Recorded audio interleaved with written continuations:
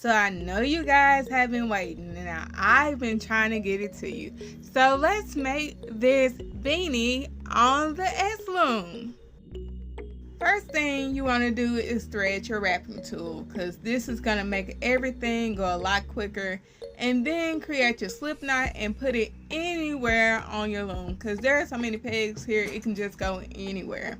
And so I just wanted you to know that 3 pegs equal 1 inch. So I did a multiplication of 19 inches for an adult head in circumference, and multiplied that times 3, the 3 pegs that I said section off. And so to start this, you're going to wrap your pegs counterclockwise around the pegs that you want to have included. So I ended up doing 65, because 19 times 3 was like 57, and then you're gonna add 4 because you're gonna lose 4 later on. And then I just felt like 65 was a good number to use. So when you go back to the other direction, you're gonna wrap clockwise. So that's why I've been telling you guys that clockwise or counterclockwise, as long as your wrap is pointed the right direction towards the outside of your loom, the stitches will still show up the way they're supposed to. So after I knit off on the last peg that I wrapped, I always go back to knit off where I started it, because when you start where you ended, the stitch is loose. So I just rather start back where I started from. And then once you knit off, you're going to push all your pegs down. This row you will not count in your rows of that you complete for your head. This would be your first row that I'm wrapping now. So the last row was your cast on row. This is actually the start of your head. So I'm just gonna show you guys about 3 rows, how we're gonna just go back and forth, and then you're just gonna keep repeating this for your head.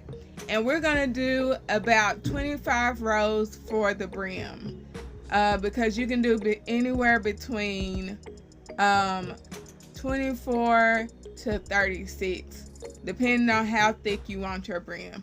So I just went for the shortest row, shortest amount for the brim. So it's really 24, but I like to just have an odd number. So that's what you're gonna do for your brim. You're gonna just keep doing this until you get the length of your brim. So meet me back when you've made the length for your brim. Oh, I forgot to mention, I always wrap an extra 2 or 3 pegs after I finish wrapping my row. That's to keep it from jumping off the loom. So you don't have to do it, but it helps a lot to keep, so you can go ahead and knit off. Okay, so after you've made it to that point where you got the length of your brim, you're gonna pull up all of your brim so that you can reconnect it to the loom. And you're gonna start with your slip knot. So you're gonna put your slip knot back on the loom, and then there's gonna be a really short stitch right after that you're gonna place on there. And then after that, all of your stitches should be like this really long loose strand. So that's why I said you weren't gonna count that first row, because it's gonna be really loose, and you're gonna put it back for this moment. So you're gonna put all of them back on the loom so that you can close up your brim, and this keeps your head from curling on the edges. If you didn't want to do this, you would have had to do like a knit to purl to type stitch to keep from having to do a thick brim like this. But that's for another day. I just wanted y'all to know. So there's a stitch that's kind of like going up the side. You're going to put that on your last peg. So that's going to be your last peg stitch. And you want to be very careful with knitting this off, because that row is going to be tight, this on the bottom.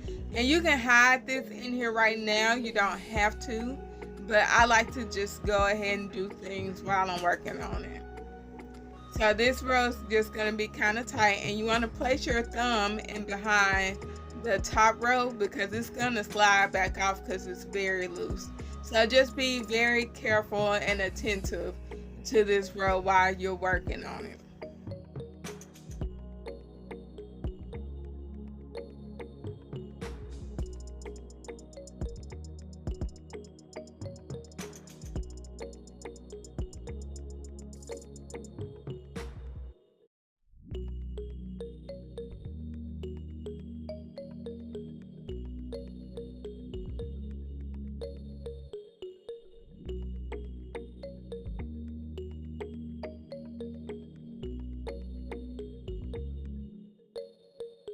Okay, once you finish that, you're going to push your brim back down and push all your stitches down again and start back wrapping again like you never stop. So you will continue to do this. You can stop at about 30 rows. I stopped at 40. If you go up to 40, you're going to have a slightly slouchy beanie. And if you stop at 30, it's gonna be more form fitted to your head, like it's not gonna have any slouch to it. So that just depends on you, on how far you want to go. So yeah, go up to about 30 to 40 rows if you choose, more or less. And I will see you back at the end once you've gotten it to your desired length.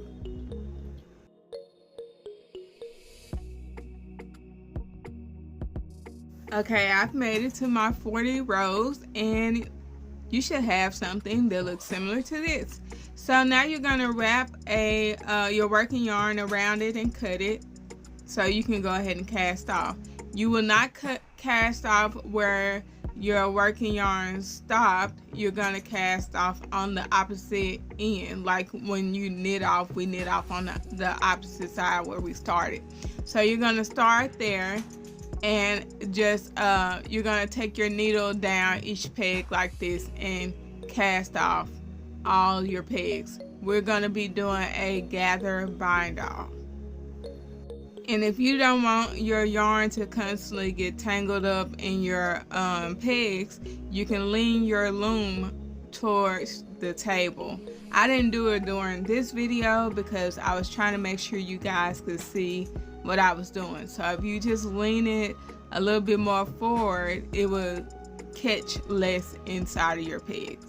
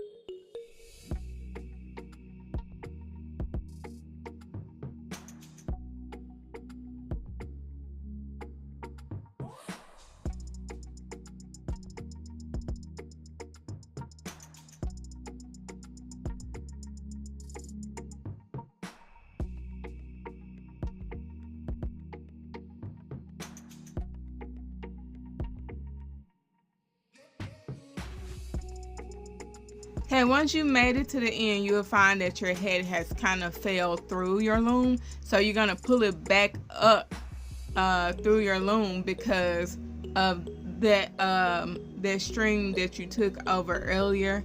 So it's not gonna come off if you pull it down. So you gotta pull it back up through. So once you've taken it off, you wanna lay it flat on the side where it's open so we can start the mattress stitch. And you want to cut your long strand about 2 feet. I cut mine kind of short because I forgot. But I'm not the greatest at mattress stitch, but I do my best. So we're just gonna go inside of like that stitch. This is where I told you that you'll lose about 4 stitches, because when you do the mattress stitch, you try to you go into that ladder area, and that's going to decrease your head some, and it's going to thicken up in that area where you create the mattress stitch at. But you're going to go inside of the ladder area, and like the area that you come out of, you will go back into it on the opposite side. So when you come out of there, you go back to the other side. Wherever you see the red yarn coming out of, you're going to go back in there and go up each time. So that's how you're going to kind of do it. And you're going to find that while I'm working on mine, I kind of get it off track. And it really helps if you do like 2 different colors. Like I'm doing variegated yarn, but it helps a lot for this portion of it if you were to do 2 different colors, so that you know where those rows line up at. But if you did variegated yarn, you just have to, pace yourself and take your time. And as you see while I'm working, I don't have enough yarn to kind of play with, because if you're a beginner and you're doing this and you're constantly closing up your mattress stitch while you work, it's kind of hard to find it again each time you start to create it again. So that's why I said you need to have a really long strand to work with. And as you see, you can use any color. So once I get up into that blue, you won't see this red as well. So you can find any color in your stash to use if you're trying to save on yarn in a project. And I forgot to also mention, don't close up the top of your head before you do your mattress stitch, because then it's going to be difficult to do the mattress stitch. Also, if you're not one to start over, which if you see me pulling on the yarn, it's easy to pull it back out of there if you want to start over because you feel like you're off track. But if you start to see that you're a little off track, you can go back into that one of the ladders twice into like the same space, so that you can kind of line it back up again. So if I go like in here in that area, when I go back, I could have went backwards again and then caught like the other side again to kind of line it back up. So you'll notice that I kind of do that closer towards the top of the beanie. And once you finish this, you're gonna close it by pulling the string at the top to close the top of the beanie.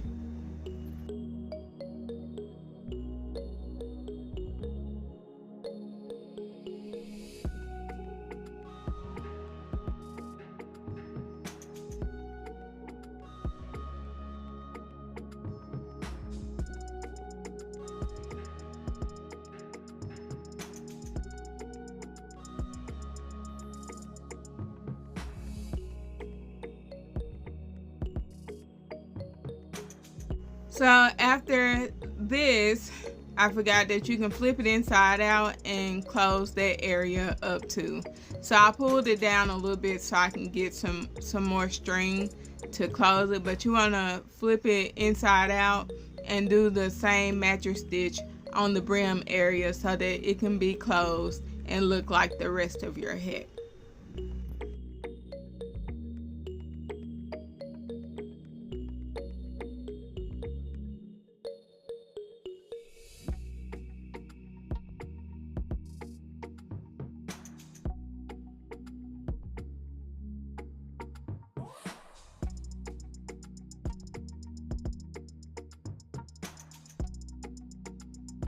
And so you see this thickened area, this is what I was saying, like you're gonna lose a little bit more spacing. So that's why I was adding all those extra stitches at the beginning. So now you're pulling your head closed, and then you're gonna go back inside of those E-stitches to close up the hole.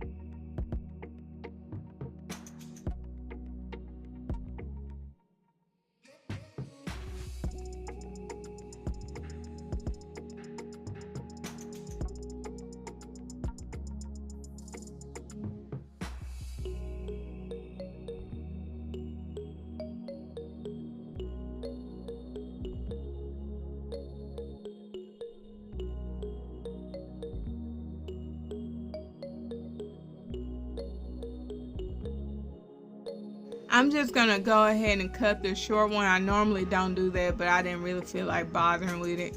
So I took the longer one and went down the mattress stitch area and took it all the way down there to meet the other mattress stitch strand or tail that's hanging down there. Then I'm gonna tie it in a knot and just hide it all inside the hat.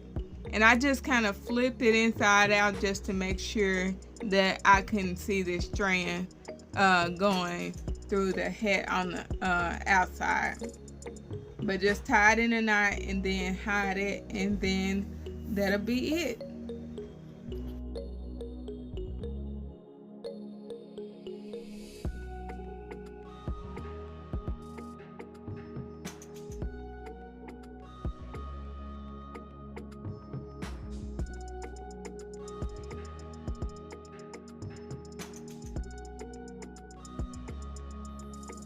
And there you have it. Thank you guys so much for watching. Please like, comment, and subscribe and follow.